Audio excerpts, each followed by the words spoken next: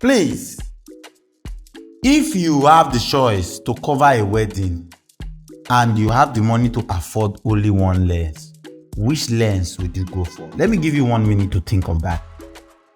1 minute has elapsed.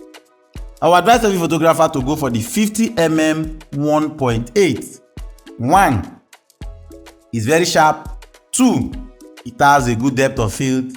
Then 3, it is very affordable. Then 4, it is very small to carry along anytime. It can fit into any part of your bag.